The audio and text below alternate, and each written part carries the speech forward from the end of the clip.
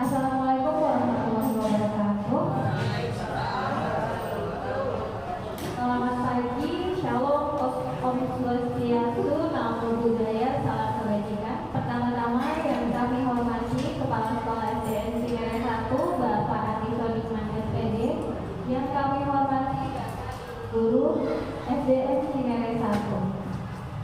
Pertama-tama mari kita panjatkan puji dan syukur kehadiran Tuhan Yang Maha Esa atas berkat dan karunia-Nya kita dapat berkumpul di ruangan ini dalam keadaan sehat dan berbahagia. Pada hari ini tanggal 7 November 2022 kita akan mengikuti serangkaian acara seminar tentang budaya positif yang akan dibawakan oleh rekan kita yaitu Ibu Gilang Arumsari.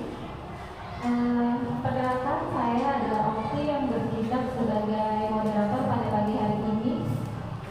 Untuk susunan acara pada pagi hari ini adalah yang pertama pembukaan, kemudian dilanjutkan langsung dengan inti materi, setelah itu penutup. Baik, dengan ini mari kita sama-sama ucapkan bismillah untuk memulai kegiatan kita pada hari ini. Baik, kepada Ibu Gilang Arumsari kami persilakan. Ya, terima kasih Bu Okti. Ya. Assalamualaikum warahmatullahi wabarakatuh. Ya, terima kasih kepada Bu Okti selaku moderator dan teman-teman semuanya dari SDN Cinere 1 yang berkenan hadir untuk sharing kita hari ini. Jadi di sini kita sharing saling berbagi. Semoga kekurangannya mohon dimaafkan. Ya, di sini kita akan bersama-sama sharing untuk aksi nyata budaya positif. Ini adalah salah satu materi yang kami dapatkan di pendidikan guru penggerak. Ya, ini tentang saya sendiri. Saya dapat fasilitator Bapak Agung Muzar, orang NTT, dan Ibu Tiasmi dan Isi, pengajar praktek saya yang kemarin datang ke sekolah, itu dari guru SMP 13. Nah, untuk sebelum mulai ke budaya positif, yang pertama kita belajar tentang modul 1.1 tentang filosofi pemikiran Ki Hajar Dewantara. Nah, dasar-dasar dari pendidikan Ki Hajar Dewantara yang pertama itu adalah pendidikan itu menuntun segala kodrat, baik itu kodrat alam atau kodrat zaman yang ada pada murid. Jadi anak-anak itu sudah ada aslinya itu alamnya ya, kalau zamannya sekarang. Jadi kita kalau mendidik anak menuntun itu disesuaikan dengan zamannya. Kalau sekarang kita udah semuanya modernisasi, elektronik dan lain sebagainya, berarti kita belajar untuk menerapkan itu ke anak-anak kita. Kemudian yang kedua, menuntun sesuai dengan teknologi pendidikan Ki Hajar Dewantara, yaitu Ingarso Nultulodo, Madio Mangunkaso, dan Putri Handayani. Ya, kita di depan itu menjadi contoh untuk murid-murid kita, kemudian di tengah kita memberikan semangat ya, dan di belakang kita memberikan dorongan. Kemudian yang ketiga itu pendidikan yang berpihak pada murid. Nah, semuanya kita mengajar itu berfokus kepada murid-murid kita. Yang keempat, anak itu bukan sebagai tabula rasa. Jadi murid itu kalau dari filosofi Ki Hajar Dewantara itu, murid itu sudah punya tulisannya, punya garisnya masing-masing. Tugas kita sebagai guru untuk menebarkan dan mengarahkan mereka menemukan jati diri terbaik dari versi mereka masing-masing. Kemudian yang selanjutnya, pembelajaran lebih mengerti untuk menciptakan rasa, karsa, dan karya dalam raga dan gerak. Jadi kita mendidik untuk memenuhi semua kompetensi yang ada pada murid-murid kita. Selanjutnya, pendidikan itu menyelaraskan panca indera, baik dengan permainan yang menyenangkan dan tanpa paksaan. Kalau bisa belajar sambil bermain seperti itu. Karena sejatinya kalau murid-murid SD itu bermain itu adalah belajar gitu ya. Kayak anak-anak kita yang masih kecil ketika bermain misalnya pas mainan boneka gitu, prestasi dan lain sebagainya. Lalu kita sebagai guru itu seperti petani atau tukang kebun. Jadi kita itu memilih, nggak bisa milih bibit yang baik ataupun yang jelek. Bibit apa saja yang kita peroleh, ya kita terima, kita menanamnya dan merawatnya, memberi pupuk dan sebagainya supaya hasil bibit kita maksimal. Gitu. Kalau hanya bagus tapi tanpa dirawat dan lain sebagainya, ya saya nggak akan bagus hasil tanamnya seperti itu. Kemudian selanjutnya pendidik itu harus menjadi pamong. Ya, kita menjadi pamong dan among kepada murid kita untuk menuntut murid dengan keikhlasan. Ya, kita harus ikhlas dalam mendidik dan mengembangkan budi pekerti untuk menumbuhkan bakat minatnya. Kita tidak menuntut hak, namun memberikan pelayanan dengan penuh kasih sayang dan menjadikan murid kita merdeka serta bahagia. Nah, kemudian modul 1.2 itu tentang nilai dan peran guru penggerak. Nah, di sini sebagai seorang guru sebenarnya bukan hanya guru penggerak ya, tapi rekan-rekan semuanya sebagai pendidik itu harus bisa memiliki nilai mandiri, kemudian berpihak pada murid, dan kolaboratif, inovatif, kemudian reflektif. Nah, yang ini sebagai peran guru penggerak, kita harus bisa menjadi pemimpin pembelajaran, kemudian mewujudkan kepemimpinan murid. Di sini melatih agar murid percaya diri, kreatif dan aktif, kemudian menjadi coach bagi guru yang lain, sharing untuk pegang yang lainnya, kemudian kita mendorong kolaborasi dan menggerakkan komunitas praktisi. Ya, di sini terkadang komunitas praktisi itu yang jarang sekali berjalan dengan aktif ya. Semoga dengan kegiatan ini bisa menggerakkan komunitas di sekolah kita. Ya, kemudian yang ketiga itu modul 1.3 tentang visi guru penggerak. Jadi kita diajarin untuk membuat visi diri kita sendiri waktu itu ya, visi yang mau kita terapkan ke murid-murid kita, visi yang seperti apa gitu. Dan kita juga diajak untuk menelaah kembali visi yang ada di sekolah, sudah sesuaikah dengan keadaan sekarang atau enggak, kalau misalnya ini bisa diubah seperti itu. Nah, di sini dengan menjalankan nilai dan peran guru penggerak itu untuk mewujudkan visi perubahan atau visi murid di masa depan dengan menumbuhkan profil pelajar Pancasila dan merdeka belajar. Maka proses perubahan untuk mewujudkan visi dalam sebuah rencana perubahan dengan menggunakan inquiry apresiatif. Di sini inquiry apresiatif itu adalah pendekatan manajemen perubahan yang kolaboratif dan berbasis kekuatan. Pendekatan ini dikenal oleh David Copperfield, Nobel, dan Meg Grant tahun 2016 dengan menggunakan prinsip-prinsip psikologi positif dan pendidikan positif. Pendekatan IA ini menggunakan model Bagja ini singkatannya adalah buat pertanyaan, ambil pelajaran, gali mimpi, jabarkan rencana, lalu atur eksekusi. Nah, di mana Bagja ini sesuai model perencanaan perubahannya yang memiliki atur tahapan dari prakasa perubahan hingga tahapan yang dilakukan dalam mewujudkan perubahan yang diinginkan. Jadi dengan Bagja ini kita buat pertanyaan dulu, mana sih yang mau kita rubah pertama kali gitu. Oh, murid-murid yang misalnya aktif, oh mau dijadikan anak-anak yang kreatif, percaya diri. Nah, kita bikin pertanyaan terlebih dahulu, kemudian ambil pelajarannya, apa pelajarannya, kemudian gali mimpi, oh nanti anak-anak kita mau kita bentuk seperti apa, seperti itu. Dan jabarkan rencana, baru atur eksekusinya. Nah, tahapannya seperti itu. Nah, untuk yang keempat yaitu modul budaya positif. Di sini kita akan berbagi tentang disiplin positif dan nilai-nilai kebajikan universal, teori motivasi, hukuman dan penghargaan serta restitusi, kemudian keyakinan kelas, kebutuhan dasar manusia dan dunia berkualitas, restitusi 5 posisi kontrol dan restitusi. Langsung saja ya. Di sini makna disiplin. Disiplin itu berasal dari bahasa Latin disiplina yang artinya belajar. Makna asal dari kata ini berkonotasi dengan disiplin diri dari murid-murid Socrates dan Plato. Disiplin diri membuat orang menjadi potensinya menuju sebuah tujuan apa yang dia hargai. Namun dalam budaya kita, makna kata disiplin telah berubah menjadi sesuatu yang dilakukan seseorang pada orang lain untuk mendapatkan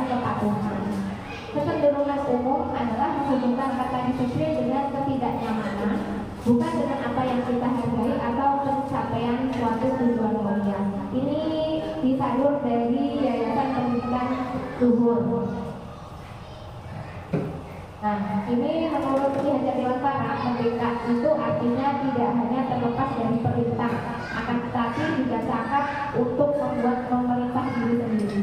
Jadi menumbuhkan motivasi intrinsik yang ada dalam murid-murid kita, dalam diri murid-murid kita. Nah, di sini disiplin positif merupakan pendekatan mendidik anak untuk melakukan kontrol diri dan pembentukan kepercayaan diri. Yang akan kita bentuk adalah nilai-nilai kebajikan yang sifat positif manusia, yang merupakan tujuan mulia yang ingin dicapai setiap individu. Nilai-nilainya ini bersifat universal, lintas bahasa, suku, bangsa, agama maupun latar belakang. Jadi tidak sifatnya agama Islam saja, tapi untuk semuanya. Itu positifnya. Setiap perilaku atau perbuatan memiliki tujuan. Itu Dr. William Glasser pada teori kontrol tahun 1984. Dengan mengaitkan nilai-nilai kebajikan yang diyakini seseorang, maka motivasi intrinsiknya akan terbangun, sehingga menggerakkan motivasi dari dalam untuk dapat mencapai tujuan mulia yang diinginkan. Diada Dosen tahun 1998. Nah, nilai-nilai kebajikan yang ingin dicapai setiap anak Indonesia ini dikenal dengan profil belajar Pancasila yang sudah didengungkan oleh Menteri Pendidikan dan Kebudayaan kita ya. Salah satunya yaitu beriman, bertakwa kepada Tuhan Yang Maha Esa dan berakhlak mulia. Kemudian mandiri, bernalar kritis, berkebinekaan global, bergotong royong dan kreatif. Ini adalah nilai-nilai yang ingin diwujudkan dalam murid-murid kita. Kemudian yang kedua itu teori motivasi, hukuman dan penghargaan serta restitusi. Teori motivasi, hukuman dan penghargaan terkait perilaku manusia dapat dipengaruhi oleh motivasi eksternal dan internal. Nah, motivasi eksternal itu salah satunya bisa untuk menghindari hukuman, kemudian tidak nyaman, dan untuk mendapatkan imbalan atau hadiah. Jadi ada iming-imingnya. Ketika kita kasih hukuman misalnya terlambat sekolah misalnya, terus anak-anak biar aman, jadi aku mau menghindari hukuman biar enggak ini berarti aku harus berangkat awal gitu. Jadi dia ada motivasinya dari luar karena takut untuk dihukum kalau berangkatnya terlambat. Kemudian dia pengen dapat hadiah, misalnya kita sebagai guru kadang, yuk yang rajin berangkat nanti dapat hadiah nih.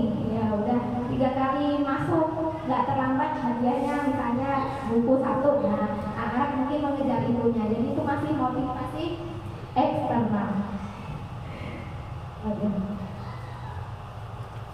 Kemudian untuk motivasi internalnya itu untuk menghargai diri sendiri dan tujuan disiplin positif. Jadi anak-anak muncul dari dalam dirinya untuk menghargai dirinya sendiri agar tidak terlambat seperti itu. Nah, untuk budaya positif selanjutnya itu keyakinan kelas. Keyakinan kelas di sini adalah nilai kebajikan universal yang telah disepakati bersama antara guru dan murid yang ingin dicapai dan dilaksanakan.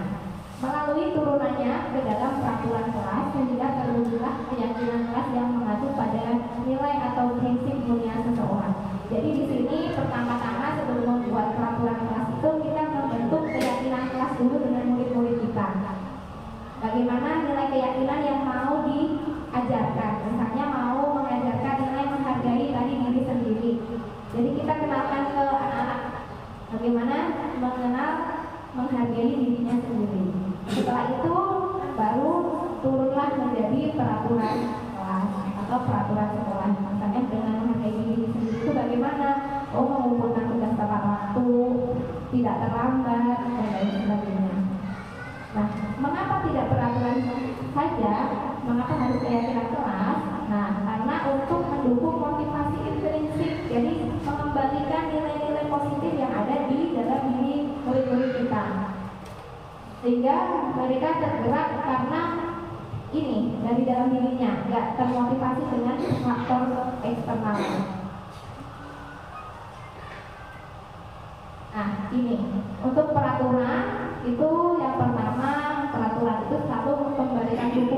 depannya. Kalau keyakinan kelas berarti harus bertanggung jawab. Jadi pertama kita kenalin tentang tanggung jawab.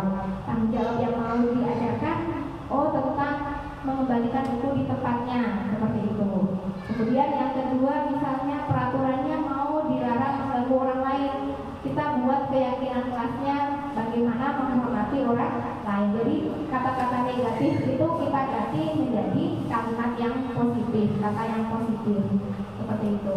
Misalnya peraturan selanjutnya mau hadir di sekolah 15 menit sebelum pembelajaran dimulai, berarti keyakinan kelas yang mau diajarkan adalah menghormati orang lain dan berkomitmen. Kemudian dilarang melakukan kekerasan, misalnya berkelahi, memukul, dan sebagainya. Keyakinan kelas yang mau kita ajarkan adalah untuk keselamatan dan menghormati orang lain. Karena kalau kita ada yang melakukan kekerasan, itu pasti ada yang tidak selamat ya, ada yang berdarah dan lain sebagainya. Sehingga kita mau ajarkan ke murid-murid kita untuk memiliki keyakinan tentang keselamatan. Kemudian dilarang menggunakan narkoba. Ini keyakinannya untuk kesehatan. Lalu bergantian atau menunggu giliran, itu berarti menghormati orang lain dan bersabar. Salah satunya berbaris di depan kelas ya.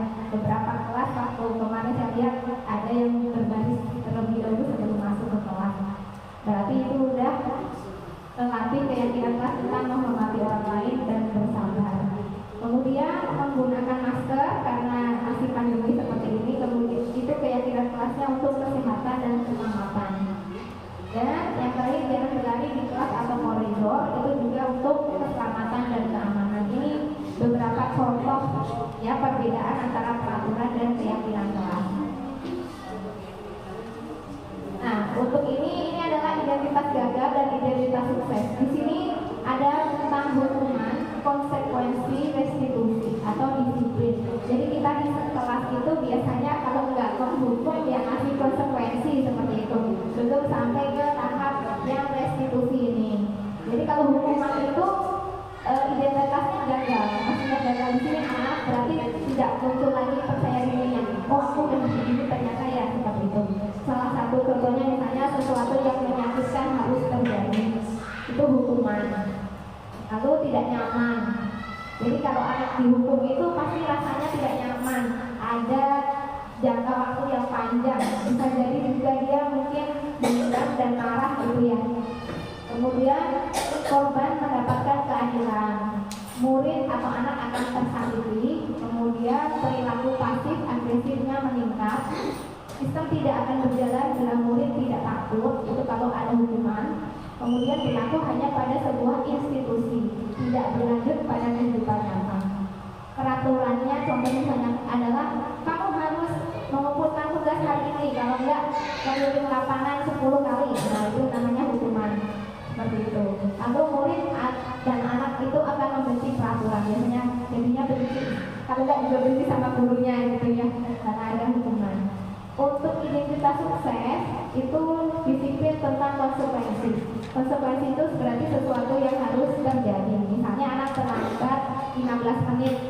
Nah, berarti nanti anak pulang ditahan dulu 15 menit untuk memperoleh ketertinggalannya tentang materi belajar. Itu namanya konsekuensi. Dan tidak nyaman untuk murid atau untuk anak dalam jangka waktu pendek. Jadi itu tidak nyaman, tapi hanya sebentar ya, hanya 15 menit seperti itu. Korbannya bisa merasa diabaikan.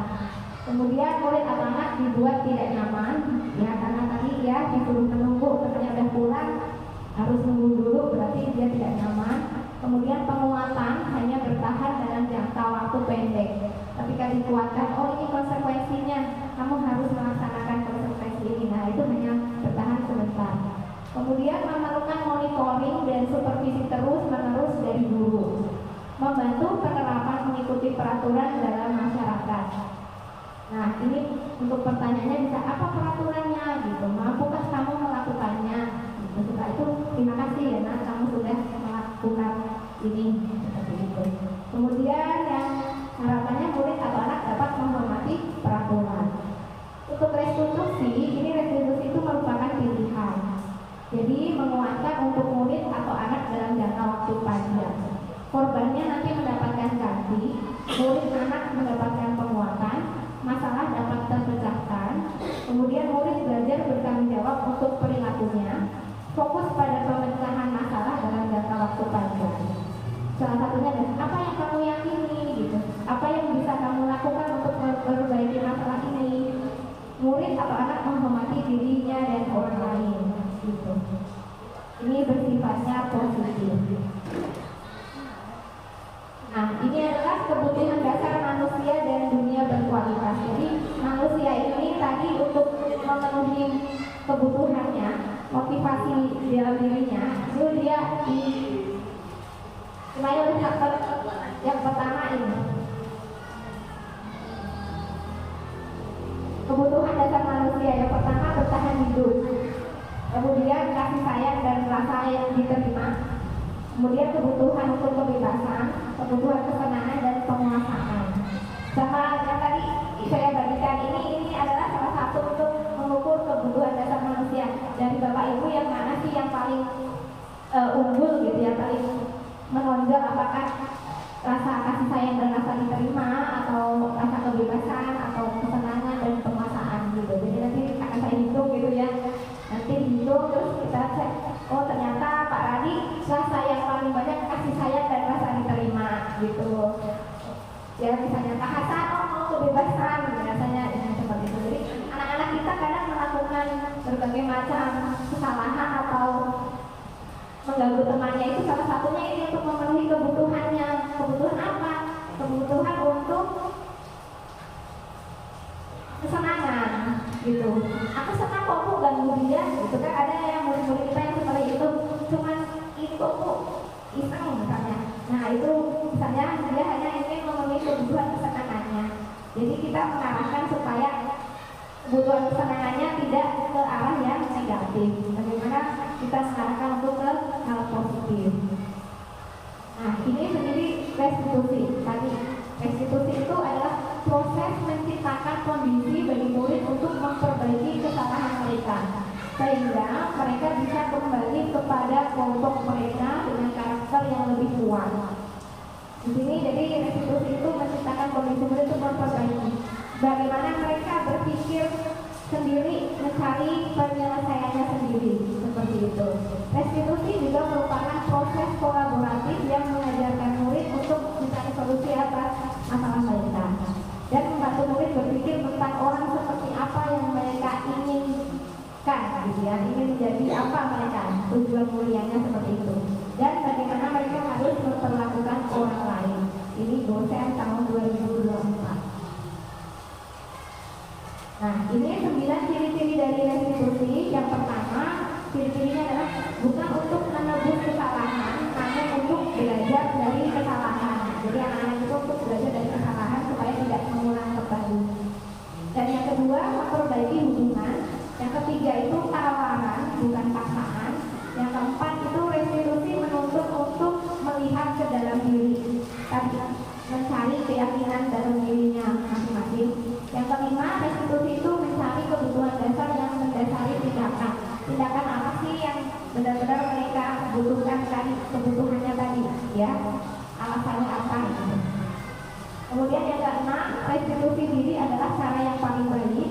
Yang ketujuh, restitusi fokus pada karakter bukan tindakan. Yang kedelapan, restitusi itu fokus pada solusi. Yang kesembilan, restitusi itu mengembalikan murid yang bersalah pada kelompoknya. Jadi kembali ke kodratnya tadi ya, untuk berbuat baik. Nah, di sini adalah restitusi 5 posisi kontrol. Nah, kita sebagai guru terkadang adalah mengontrol murid-murid kita seperti ini. Yang pertama itu penghukum. Yang kedua itu membuat rasa bersalah. Yang ketiga itu teman. Yang keempat itu pemantau. Yang terakhir adalah manajer. Ini kadang kita berlaku seperti itu ya. Nggak mungkin penghukum terus, enggak gitu. Dan nggak mungkin jadi teman terus, enggak. Jadi kadang dari kelima itu mungkin 4 atau 3 sering kita lakukan di kelas. Nah, ini salah satu contohnya 5 posisi kontrol. Nah, motivasinya itu guru yang berbuat, guru berkata, kemudian itu hasilnya ya. Identitas gagal itu kalau kita sebagai penghukum dan membuat orang bersalah, merasa bersalah. Biasanya kalau penghukum itu dia suaranya keras, wajahnya misalnya kayak marah ya, matanya tajam, kata-kata yang lain ini gurunya itu berbuatnya menghabis, nunjuk-nunjuk, menyakiti, kemudian menyindir. Nah, itu gurunya yang berkata, kalau kamu tidak melakukannya, awas ya, gitu. Masakan seperti itu ya. Kemudian hasilnya anak akan memberontak atau menyalahkan orang lain atau bisa berbohong karena takut, bukan aku bu, bukan aku yang megang itu macam itu. Nah, biasanya seperti itu. Akhirnya kaitan dengan dunia berkualitas, murid meletakkan guru di luar dunia berkualitas. Jadi gurunya suka marah-marah, ini gitu ya. Jadinya enggak, istilahnya enggak begitu menghormati, jadinya ya seperti itu. Kemudian muridnya berkata, biarkan saja, nanti juga marah-marah lagi katanya. Tempatnya mengulangi kesalahan gitu. Untuk yang kedua, membuat orang merasa bersalah. Biasanya berceramah dan mengatakan seharusnya kamu gitu ya. Kemudian ibu kecewa sama kamu, biasanya kamu enggak terlambat atau terlambat. Lalu gurunya berkata, kamu seharusnya sudah tahu ibu lelah sekali mengatakannya berulang-ulang. Gitu. Ibu stres, capek, kamu kok terus-terusan terlambat. Kemudian hasilnya menyembunyikan, menyangkal dan juga berbohong. Kemudian murid meletakkan guru di dalam dunia berkualitas. Ya, jadi mulai meletakkan gurunya di dalam dunia berkualitas. Muridnya akan berkata, maafkan saya bu. Gitu. Terus dampaknya murid merasa rendah diri. Kalau untuk teman, ini yang pertama membuat alasan-alasan untuk muridnya. Ayo dong bantu ibu, nanti ibu ditegur nih sama kepala sekolah kalau kamu nggak kerjain ini, gitu ya. Jadi gurunya kadang dengan begitu untuk menjadi membuat alasan-alasan untuk muridnya. Yang ini gurunya berkata, ayo lakukan dong ibu, masa kamu tidak mau? Ingat, tidak ya, ibu pernah bantu kamu loh, itu seperti itu. Nah, ini adalah kontrol menjadi teman. Hasilnya muridnya akan ketergantungan. Jadi kalau nggak ada guru itu, ya dia akan sukanya gitu. Tapi kalau ada guru itu, oh bisa ada gurunya, merasa ada yang menemani. Kemudian kaitannya dengan dunia berkualitas, murid merasakan guru sebagai orang yang sangat penting di dunia berkualitas. Jadi gurunya penting sekali. Jadi dia selalu ininya berharap gurunya itu aja gitu ya, supaya dia nyaman, aman gitu. Kemudian gurunya akan berkata, saya pikir bapak ibu teman saya, ternyata kok begitu. Nah, ketika misalnya ini jadi dia kecewa ya. Nampaknya pada murid lemah, tidak mandiri dan tergantung. Untuk yang pemantau ini biasanya menjadi menghitung dan mengukur. Gurunya berkata, apa peraturannya?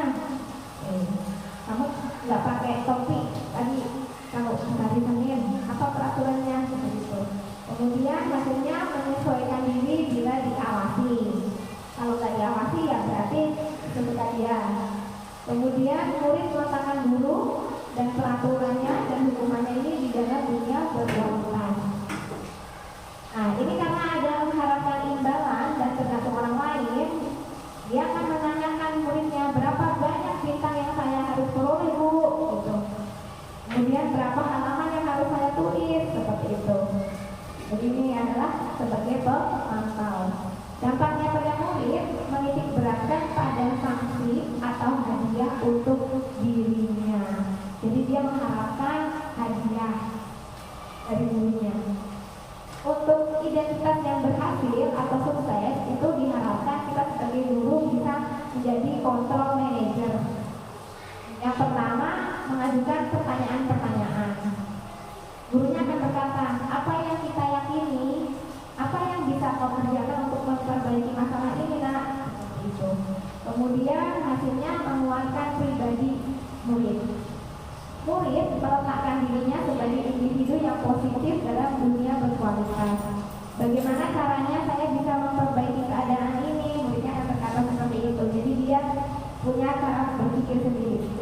Kita sebagai manajer, kita mengajak muridnya untuk berpikir sendiri apa yang sudah dia lakukan. Ya, dampaknya murid akan mengevaluasi diri dan mencari cara untuk memperbaiki dirinya sendiri. Seperti itu. Nanti ada contoh yang sudah saya lakukan, nanti kita tonton bersama-sama ya. Selanjutnya ini adalah restitusi. C3 restitusi. Jadi diharapkan kita sebagai guru ketika muridnya berbuat kesalahan, kita bisa menjadi manajer. Kemudian menerapkan ini segitiga restitusi. Ya, segitiga restitusi ini adalah proses untuk memperbaiki kesalahan murid sehingga dapat kembali kepada nilai kebajikan yang mereka yakini. Ada 3 tahapannya. Yang pertama itu menstabilkan identitas. Di sini untuk membuat anak yang merasa gagal karena berbuat salah menjadi positif terhadap dirinya. Yang kedua, validasi tindakan yang salah. Ini membantu siswa mengenal basic needs atau kebutuhan yang ingin dipenuhinya ketika melakukan kesalahan itu. Pada dasarnya, setiap tindakan manusia tujuannya adalah memenuhi basic needs tadi, kebutuhannya itu ya. Apakah itu power, kekuasaannya ya, freedom, kebebasan, love and belonging, fun atau survival. Kemudian yang ketiga itu menanyakan keyakinan. Anak melihat kesalahannya dihubungkan dengan norma sosial dan nilai-nilai yang mendasari manusia berinteraksi dengan orang lain. Nah, bentuknya seperti ini. Ini bisa dikerjakan atau dilakukan untuk urut atau bebas. Bisa menanyakan keyakinan dulu, menstabilkan identitas, validasi tindakan yang salah, seperti itu. Ini adalah segitiga restitusi. Untuk menanyakan keyakinan, pertanyaannya bisa keyakinan kelas apa yang telah kita sepakati. Kamu ingin menjadi orang yang seperti apa, nak? Nah, untuk menstabilkan identitas, misalnya dengan kata-kata setiap orang pasti pernah melakukan kesalahan, guru juga pernah bersalah, gitu ya. Terus kamu bukan satu-satunya yang pernah melakukan ini, seperti itu. Kemudian validasi tindakan yang salah, kamu tentu punya alasan mengapa melakukan ini, seperti itu. Dan adakah cara yang lebih efektif untuk mendapatkan apa yang kamu butuhkan? Ini adalah cara-cara yang bisa kita lakukan untuk menerapkan sistem kontrol manajer di kelas, seperti itu. Kalaupun enggak, karena ini pasti tahapannya banyak gitu ya, kita bisa melakukan ini, intervensi 30 detik. Jadi intervensi ini bisa membantu murid kembali ke tujuan semula dengan cukup singkat dan dengan cara non-konfrontatif. Jadi kalau tadi misalnya tidak bisa maksimal kita lakukan, kita bisa melakukan ini. Ya, yang pertama misalnya membuat pertanyaan, apakah kamu ingin berbuat lebih baik? Seperti itu. Lalu, apakah saat ini kamu sedang menjadi orang yang sedang kamu inginkan? Kemudian, apakah kamu bisa mengubah kegiatan atau perilaku kamu saat ini menjadi sikap yang lebih membantu? Seperti itu. Kemudian, apakah wajar membuat kesalahan? Bisakah kita memperbaikinya? Lalu pertanyaannya, apa yang kamu lakukan saat ini sudah sesuai atau sudah oke? Apa kamu siap untuk mulai? Peraturannya apa?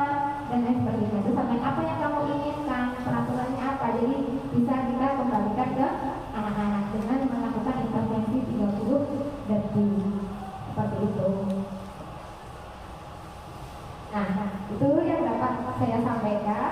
Ya, kurang lebihnya mohon maaf. Terima kasih. Salam dan bahagia. Semoga dengan sharing ini bisa kita terapkan di kelas kita masing-masing dan di sekolah kita. Tapi sebelum ditutup kita nonton dulu ya sebentar. Ya, sebentar.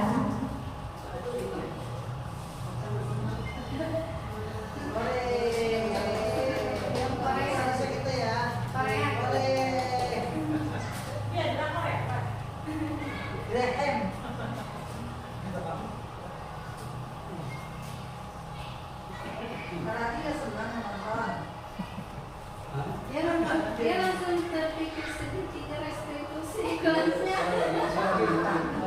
Saya lagi nunggu. Langsung connect dia. Saya lagi nunggu. Oh, lagi nyari-nyari, lagi searching.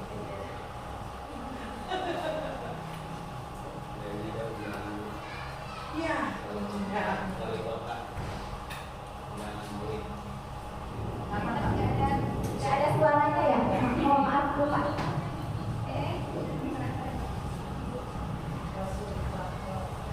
Ya, ini adalah video yang sudah saya buat untuk mempraktekkan segitiga restitusi di kelas. Itu beberapa yang ngomongin aneh ya. Iya Pak, nanti kalau mau bertanya boleh ya, kita sharing hanya berbagi gitu. Bulannya berapa tahun ini? Ini untuk 10 tahun plus. Bawa. Ya, jadi itu Bawa.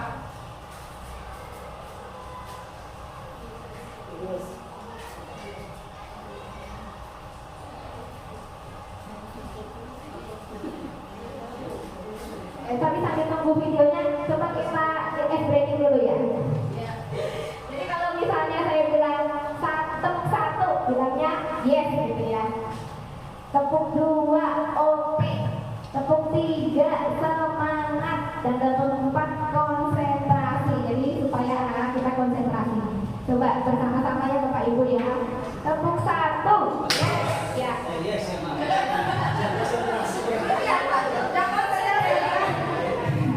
Ulang ya, tepuk 1, tepuk 2, tepuk 3, semangat, tepuk 4, konsentrasi. Ya diharapkan dengan begitu anak-anak kita kembali konsentrasi ya.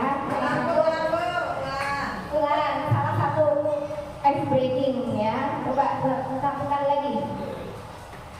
Tepuk 1, tepuk 2, tepuk 3, tepuk 4, konsentrasi. Ya konsentrasi, kita konsentrasi dimulai.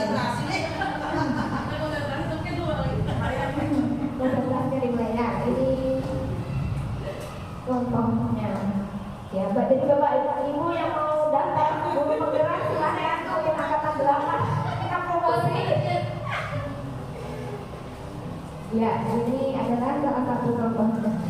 Memang harus ada skenario-nya ya. Jadi kita bikin dulu skenario-nya di kelas seperti apa. Sebenarnya kan anak-anak nggak tahu dulu saya syuting. Jadi kadang ada yang suara-suara ini. Nah, jadi kasusnya ada 2. Ya, ada 2. Konsentrasinya satu-satunya ini.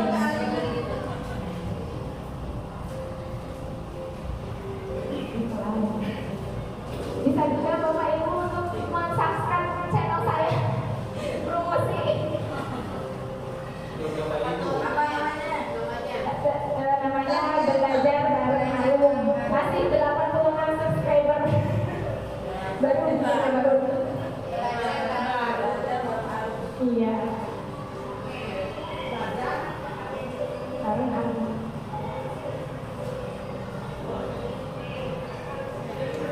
Jadi kita menggunakan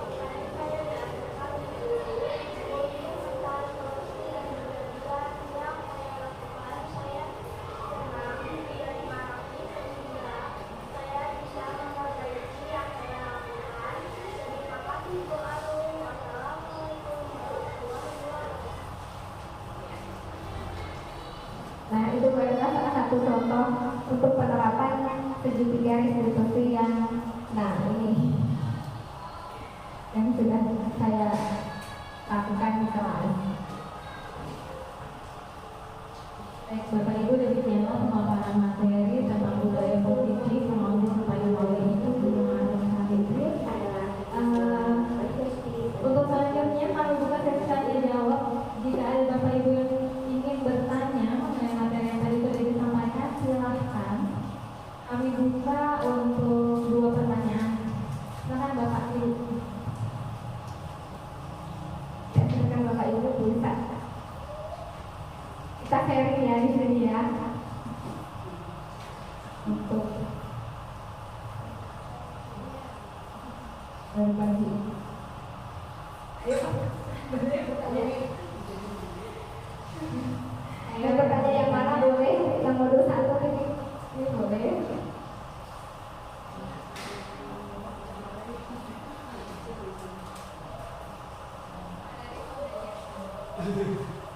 Bangga semua, aku nggak ngerti. Jadi gak dulu.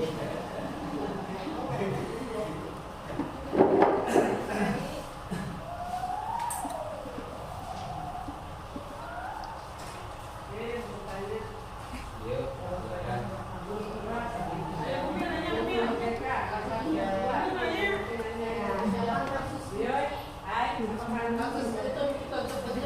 Ya, misalnya nih kita mau cara membuat pendalaman keyakinan kelas ya. Nanti hanya menunggu yang bertanya. Kegiatan pendalaman keyakinan kelas itu bisa dibuat menggunakan tabel T dan tabel Y. Nah, di sini misalnya mau mengajarkan tentang hormat. Kami meyakini bahwa sangat penting untuk menghormati semua orang dan barang milik orang lain. Kemudian yang bekerja, kami meyakini bahwa sangat penting untuk mengerjakan segala pekerjaan atau mengikuti kegiatan yang telah ditugaskan. Kemudian untuk diterima dan dimiliki, kami meyakini bahwa sangat penting untuk merasa diterima pada suatu kelompok dan saling peduli satu dengan yang lainnya. Jadi di sini ada formatnya tentang yang Y, ini tabel Y dan ini tabel T. Tabel Y ini ada yang terdengar, terlihat, berperilakunya seperti apa. Hormat, misalnya pendengarnya seperti apa, perilakunya seperti apa, berperilakunya seperti apa, yang bekerja seperti apa. Seperti ini. Kalau yang tabel P ini tampak seperti dan tidak tampak seperti. Contohnya seperti ini. Nah, misalnya hormat. Tampak sepertinya ini tabel Y-nya, terdengarnya ini satu orang berbicara, yuk saya bantu. Kita bisa selesaikan ini bersama. Terima kasih, tolong ya, permisi, boleh saya pinjam, nanti akan segera saya kembalikan. Nah, ini biasanya adalah sikap hormat yang terdengar di kelas kita ya. Maksudnya pasti di kelas 1, 2, dan 3 pasti sering seperti ini. Nah, tolong ya, gitu ya. Jadi kita sebagai guru harus ini ya. Misalnya, boleh saya pinjam gitu teman-teman.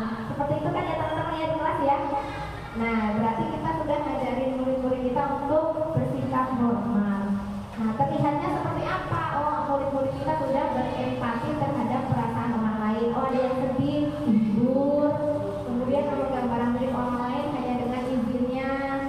Kemudian mendengarkan dengan sesama di kelas. Dan senantiasa berbuat baik dan suka berbagi. Ini terlihatnya seperti itu kalau yang normal. Misalnya yang berperilaku, perilakunya seperti apa? Hormat itu, oh muridnya tersenyum ramah, suka memberikan salam hormat, berjabat tangan atau namaste gitu ya. Kemudian memberikan ruang bekerja, postur tubuhnya tenang di kelas. Ini adalah beberapa contoh kegiatan keyakinan kelas yang ada di kelas kita untuk sikap hormat. Kalau yang ini tabel T, hormatnya tampak seperti datang tepat waktu, tidak tampaknya berarti sering hadir terlambat. Kemudian menyapa teman dan guru setiap hari. Kemudian tak acuh kepada teman dan guru, mengembalikan barang teman yang telah dipinjam dan mengucapkan terima kasih. Dan tidak tampak sepertinya tidak mengembalikan barang yang telah dipinjam dan meletakkan sembarangan dan seterusnya. Untuk yang bekerja itu tampak seperti misalnya tekun bekerja dan menyimak guru.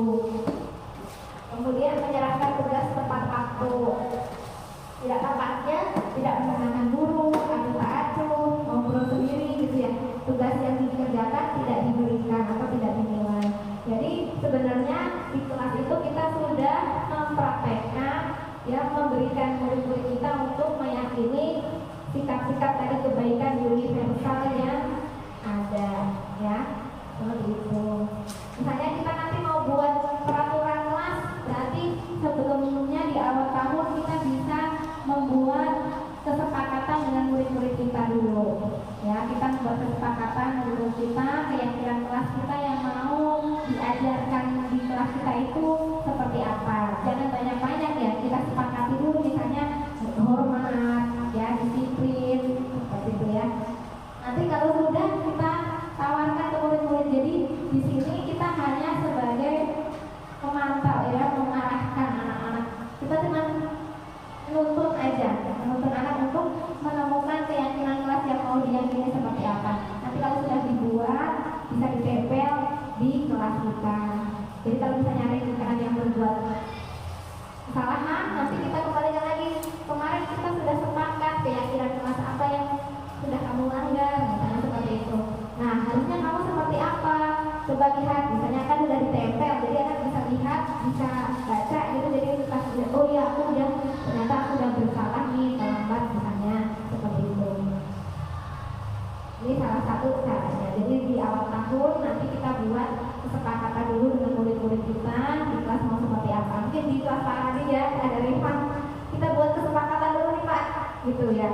Rifan nanti mau jadi seperti apa, di kelas mau bagaimana gitu ya, misalnya seperti itu. Jadi harimau ya. Pakai saksi. Ya, konsekuensi misalnya tadi ya. Nah, ini yang saya share, yang saya baca tadi begini. Ya, ada yang mau ditanyakan Bapak Ibu?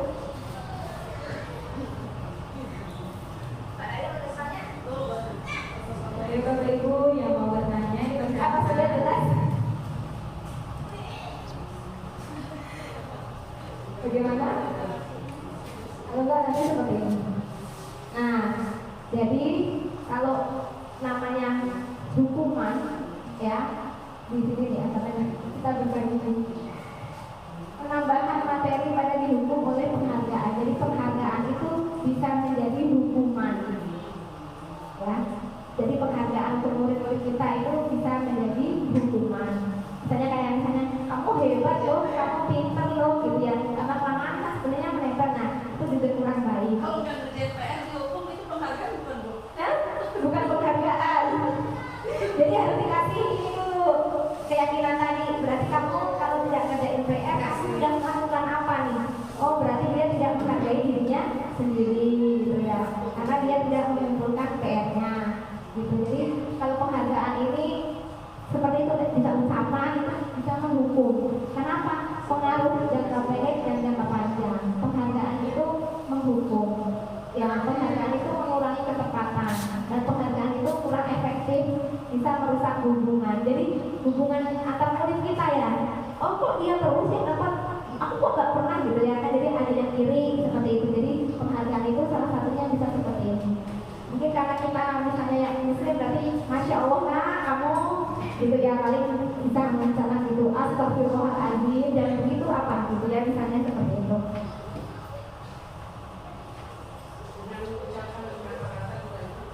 Iya, benar. Kalau saya mau diakhir baru. Dia nggak ngerti bicara.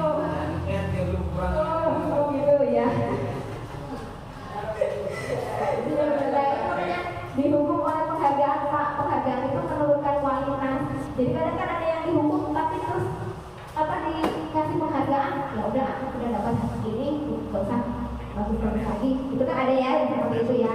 Dan biarin aku udah pernah di yang lain aja. Nah ada yang seperti itu. Kemudian baru mohon maaf. Kita ini udah saking apa ya? Kita berikan hukuman ya Sekali dua kali nggak ini kita kasih hukuman di luar gitu baru. Kemudian silakan kamu jadi apa namanya? Hukum di luar ya. Kalau main-main di halaman gitu kan ya. Ya. Itu malah seneng Pak. Ya, benar banget. Jadi kita suruh masuk juga nggak lupa hukumannya belum selesai. Orang pengen main itu. Kalau anak saya pasti jauh gitu. Udah hukuman kamu udah selesai masuk. Tadi kamu udah belum Pak, atau lupa masih waktu katanya 10 menit. Tadi sudah pulang aja duluan ya. Ya, solusinya gimana Pak? ya jadi kita berbagi ya Pak Edi ya. Jadi kalau misalnya dihukum tadi, makanya kita sebagai kontrolnya memilihnya jangan yang menjadi penghukum gitu. Kalau bisa menjadi manajer, tapi kan harus berproses ya Pak. Saya juga belum bisa seperti itu. Jadi kita juga belajar bersama-sama. Setidaknya kita bisa menjadi pemantau, memberikan konsekuensi. Jadi kesalahannya apa dulu? Kita berikan ini. Misalnya dia rame di kelas, kan mengganggu orang lain ya Pak. Nah bisa saja nanti ditahan pas pulang sekolah, suruh di kelas dulu belajar yang tadi sudah kita terangkan, kita ulang lagi ke dia gitu. Kalau kita bosan ngasih hukuman? Nah itu makanya jangan dihukum Pak.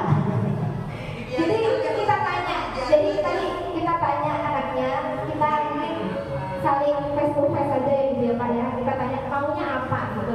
Jadi kita tanya dulu kebutuhan apa yang dia pengen. Tadi kan ada nilai kebutuhan manusia itu ya. Apakah dia butuh kesenangan gitu. Kalau senang kan bisa diarahkan ke yang lain ya. Mengganggu temannya dia senang tapi kan kesenangannya bisa lain lagi ya. Kita carikan solusi kebutuhan yang mau dia penuhi seperti apa. Kalau misalnya dia pengennya kebebasan, nah kita arahkan kebebasannya tapi yang bertanggung jawab seperti itu. Kalau misalnya belajar sampai ngobrol ini ya, mungkin kita bebasin ya udah kamu belajar mau sambil tiduran juga nggak apa-apa asal kamu ngerjain nulis seperti itu ya. Itu kan juga kebebasan yang bertanggung jawab. Kita hanya matok dan dia tidak mengganggu teman yang lain seperti itu. Kadang-kadang seusia adik kita khusus kelas 6 nih Pak, kayak Dr. Sidiki ya dia tuh kalau kita kasih hukum itu senangnya luar biasa. Dia tuh biasa ketika saya nyampe ke kelas kanan tuh udah nyampe ini dia kemudian iya ya terus gini saya nggak susah-susah ngasih hukum mereka media kan di luar banyak media tuh. Silakan sepuas kamu meja ini kamu pukul. Jadi pukul Bu, sepuasnya dia pukul. Kalau kita belum suruh berhenti, emang benar kata belum berhenti Pak, aku bapak belum suruh berhenti. Nah ini kan katanya kan pilih yang mereka senangi gitu kan, hukuman juga. Terus untuk ini repot itu gimana Bu? Ya berarti Pak Radi harus itu tadi panggil pipinya. Ditanya dulu, coba pagi-pagi kau belum kumpul meja maunya seperti apa sih gitu. Ke sekolah tujuan pikir untuk apa? Seperti itu ya Pak. Ya kita kan sharing aja ya Pak Radi ya. Jadi misalnya mau apa? Saya mau belajar. Nah kalau tujuannya belajar, yang kamu lakukan tadi sudah belajar belum? Nah saya tujuannya Pak. Gitu. Misalnya dia jawab belum Bu. Nah berarti kamu harus bagaimana kalau sudah di dalam kelas? Nah kan dia menggali pola pikirnya tadi ya Pak. Kita menggunakan segitiga restitusi tadi bagaimana supaya menggantikan pola pikir dia mencari permasalahan atau solusi dari permasalahannya gitu. Jadi kita nanya solusinya dari dia sendiri gitu. Kalau solusinya dari dia berarti kamu harus konsekuensi dengan solusi yang sudah kamu utarakan seperti itu. Iya ya kita coba dulu lah Pak Ali, coba ya face to face dulu. Jadi kamu lagi curhat sama guru kelas 6. Iya sama ya Pak ya. Ya, jadi seperti itu ya kita sharingnya gitu ya anak-anak kita ajak ngobrol, kita ajak untuk mencari solusi dari permasalahan mereka sendiri seperti itu. Sama-sama Pak Hadi, terima kasih atas pertanyaannya. Ya, oke, ya ini ya dihukum oleh menghargai mematikan kreativitas tadi, menghargai juga mengurangi motivasi intrinsi. Ya, penghargaan mengurangi. Ya, seperti ini salah satu contohnya misalnya. Kalau misalnya Pak Radi yang tadi mencatat 100 kali di dalam buku kalimat saya tidak akan terlambat lagi karena terlambat ke sekolah. Ini namanya hukuman Pak. Gitu.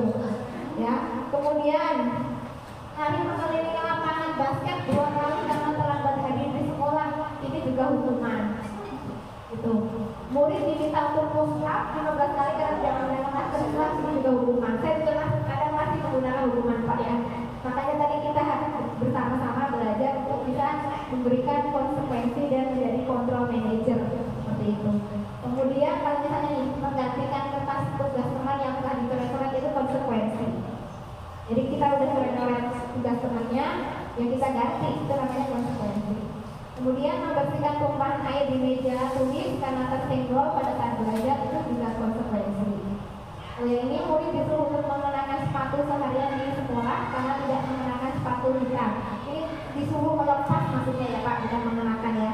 Jadi karena upacara tidak mengenakan sepatu hitam, dia